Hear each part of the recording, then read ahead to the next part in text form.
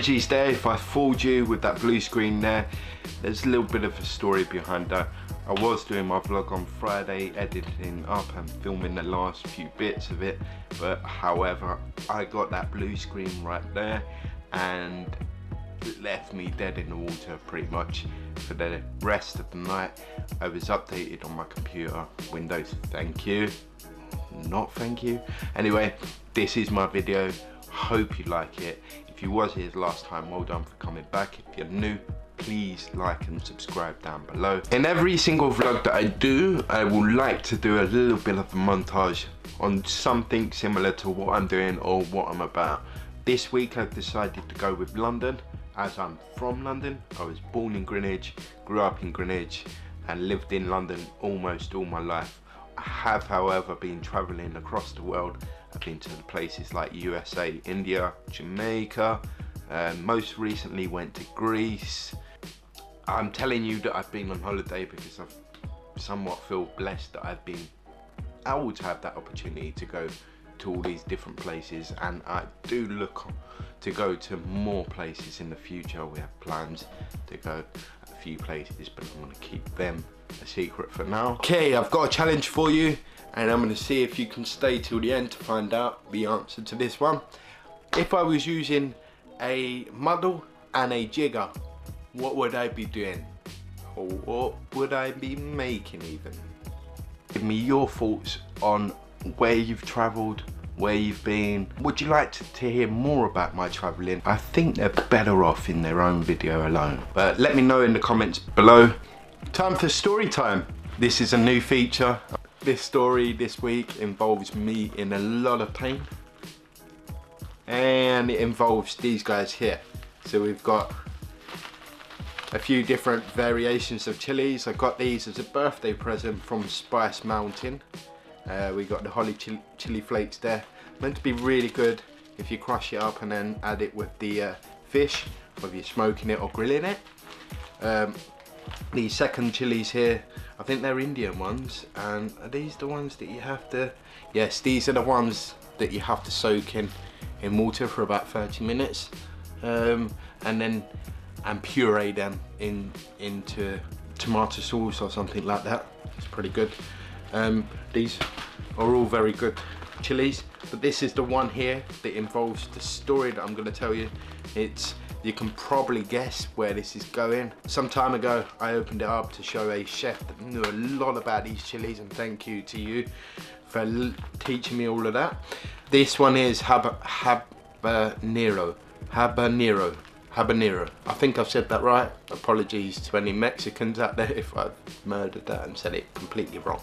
Anyway, it says heat scale, and this is the only one of the three that I've got here that has a heat scale written on it, and it's 10 out of 10. It smells absolutely lovely. If I was to open it up and we had smelly vision, you'd be very, very careful here. And they somewhat look like a prune or a date. They smell a bit tomatoey, sort of. Not bad, not bad. I don't want to get too close because last time I forgot I had touched them and I rubbed my eyes.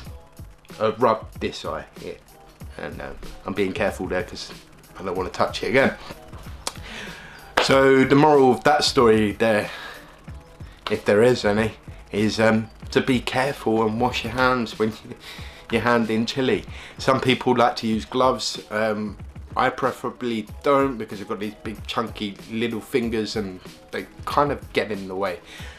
But from that experience I've learned that I will and always wash my hands thoroughly after handling any sort of chili. I actually told you a bit about what I get up to, and one of them things that I spoke about was the actual smoking of foods, i.e. meat, pork, ribs, pork shoulder, beef ribs, brisket. Refer back to the previous episode if you want to know more information about what I was getting up to. But anyway, I've moved on with that project and I've got a script.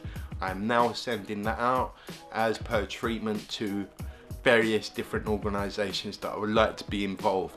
Get them to get in touch with me as soon as possible. I have a title for it and I think I'm going to go with learning how to be a king smoker. A quick update for the craft beer culture documentary that I'll be shooting. It will happen very soon. I've just sent off my treatment to the breweries and see if I can get some interviews with them guys. We'll just have to wait and see. And if you know of any breweries as well, let me know. May know or may not know, YouTube is part of a community. What I'm trying to create here is a community as well. I want filmmakers, people that are not filmmakers, musicians, you know, everyone to come together. Any of the products or anything that I'm showing in this video at the moment, I am nothing to do with them. I'm not paid or anything like that. I'm just showing these products because I use them and I like them.